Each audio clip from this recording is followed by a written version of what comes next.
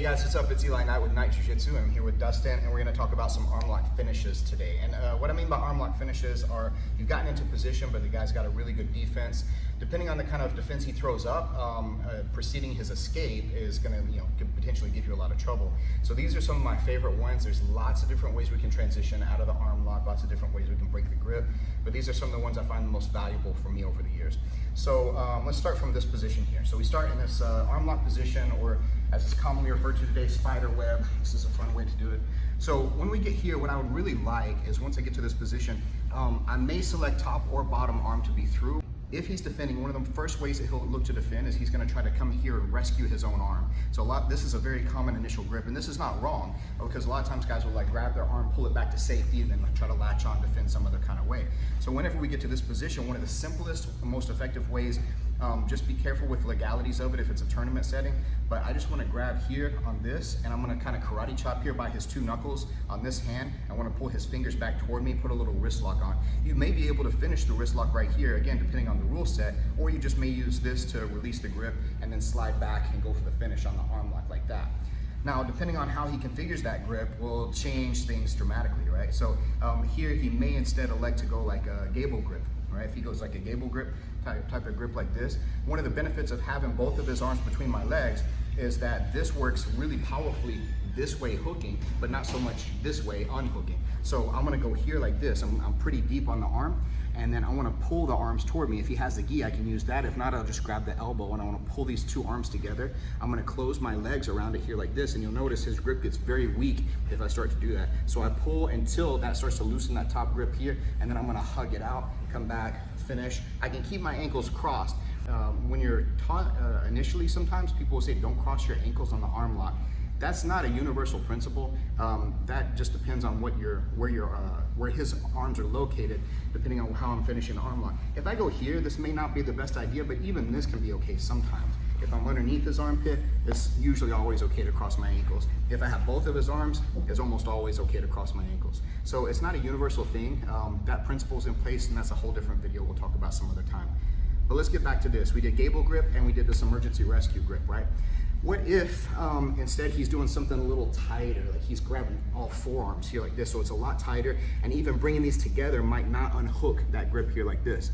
So what we're gonna look to do from this one here is I'm gonna base here on the ground, I'm gonna let this leg come off of his head, and I'm gonna push my hips forward like an S-mount kind of position this way.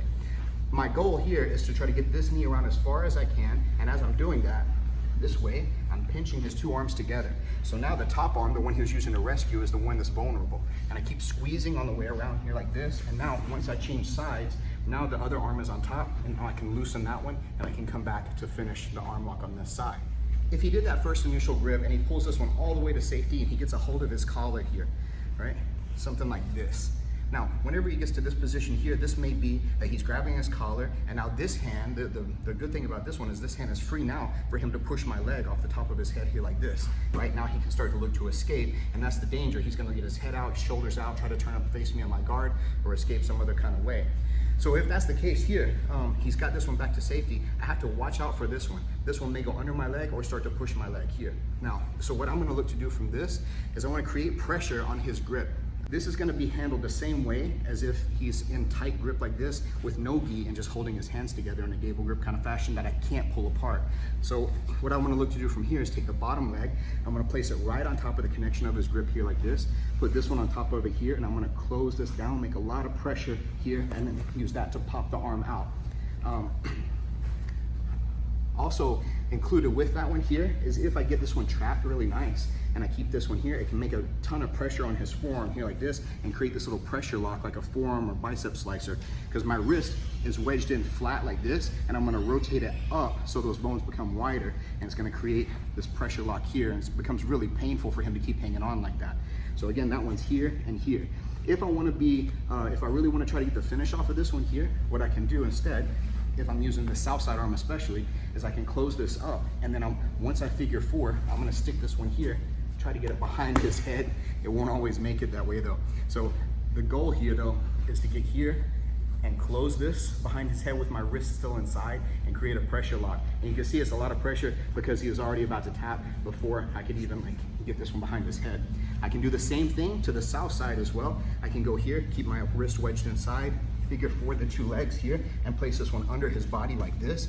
And it's a lot of pressure. Now, if I just rotate here and squeeze my legs, then that's gonna create more pressure there too. It can actually cause a lot of damage. It's definitely gonna be painful. If he manages to get this arm underneath here like this, because this is a common way that people will look to defend, and this is a really solid defense too, because now his arm is hidden and it's kind of difficult for me to push these apart, to squeeze these together or anything like that. So I'm gonna keep this one fed through. I'd like to try to grab my collar if it's available, thigh. If it's not, that's okay too. And what I'm gonna look to do here is I'm gonna keep this hand at the ready, and I'm gonna strike like this here whenever I take this leg off.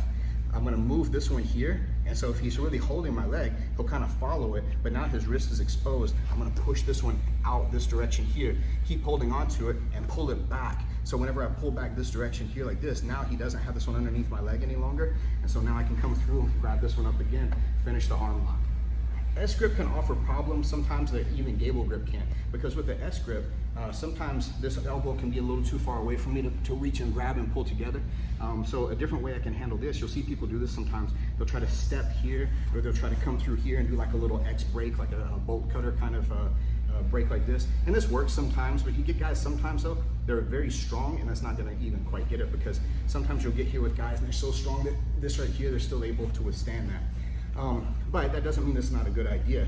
What I can do though, is if I can have the space here to be able to get this leg through, and a way I can make that happen if it's too tight is again by putting this on top, it's not breaking, shoot it through the inside like this. Now I'm gonna hold on to his tricep tendon here like this by this bicep. I'm gonna take this one off of his head, and as soon as I do, a lot of times the guy will feel like he's free and he'll start to set up, but even if he doesn't, I'm gonna shoot underneath the head like this. I'm gonna get as high up on my shin as I can, and then I'm gonna pull and roll him up with me, and then finish with the triangle this direction here. Right. So one more time on this one.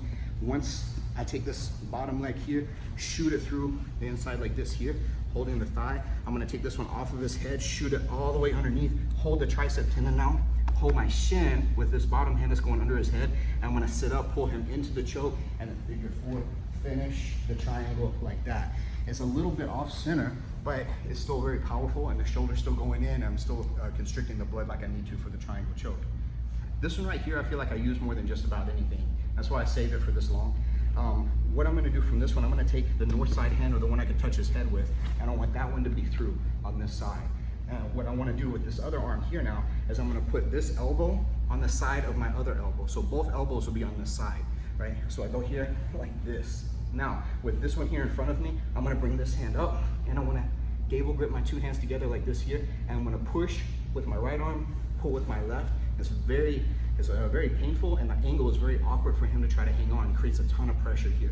So again, he's here, he's holding on. I'm all the way through like this. I wanna bring this elbow to the same side as the other one. I wanna grab. If I can get palms together, great. Or I can do this, accomplish this a lot of times with the S grip. I pinch, pull like that, and then I have access to the arm again. That one actually winds up being one of my favorite ones to use. Let me take just a moment to point out the elephant in the room. If this were no gi, if this were like a fight, like an MMA situation, and the guys are resisting like this, then don't worry about going through all the trouble of all these configurations and all these grip breaks. Just sit and bash him in the head until he lets go, and then pull the arm, and then arm lock him from there. So also from here, this way, if he's got a nice tight grip here, and I don't feel like I'm gonna have the space to get underneath the grip, maybe it's like this here. If he gets his elbow down, this is tight here, I'm gonna have a hard time. Maybe he's not reacting to this grip break like this. Whatever is the case, I feel like maybe sometimes it might be appropriate to transition this to take his back, right? So I'm gonna hold here on the tricep again like this. I'm gonna take this one off, and I'm gonna plant it right above his head. From there, I'm gonna use this, just like I'm gonna do a regular arm drag, to scoop my butt here toward his heel, and I'm gonna pick him up and pull to his back this way. I can let this hand come down under the collar if he's wearing the gi, or I can hold his head too. So what it looks like from there is I'm gonna go here and pull, shift to his back, and then I have a really good bottom position. I've established myself on the underhook side, which is preferable for me here. And plus I have access to his collar. I can step over now. And so that trapped arm that I couldn't reach before, now I have access to trap it here like this. And so this is a very good position for me to get to here. And then I can start looking for my chokes. I can go back to the arm lock from the back take. I can do all my back attacks. I've got a whole nother video on that if you want to watch that one. Just for an extra fancy move. Why would we want to do a fancy move? First of all, because it looks cool, but secondly, it might be something that's really distracting and the guy doesn't understand what's happening to him. So it can really take people off guard when you throw in kind of unorthodox moves, not just for the cool factor. So what I'm gonna do now is I'm gonna take this top leg here, I'm gonna put it through underneath the armpit. It was on top of the shoulder, now it's under the armpit like this. I'm gonna switch my hands to this side here, post, and I'm gonna tuck this leg here, take it off of him and tuck it underneath this direction.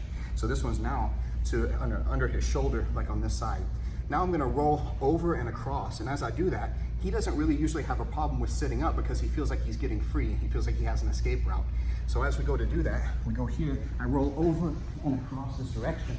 And since my leg is sticking out on this side, I come here and figure four, the triangle that's already tight and starting to get a choke. And then I can come back here and start to look for the Kimura on this side as well. So between those two attacks, you're bound to get something out of that. Maybe I can get the choke, maybe I can get the Kimura. So anyway, guys, I hope that you like some of those. I hope you get some use out of them. There's probably some of those you're already doing, maybe some that you're not, maybe a detail or two that you got. I'd like to hear about that. And which ones did I leave out? I know there's probably like 50,000 other ones that you can do from here. So let me know which ones I left out. Maybe it's something cool I've never seen before that you can let me know about. Anyway, guys, I appreciate you watching my channel. Keep watching my videos. Go over to Patreon if you're not over on Patreon yet, and consider joining my memberships on this channel too. Thanks a lot, guys. Keep watching Night Jiu-Jitsu.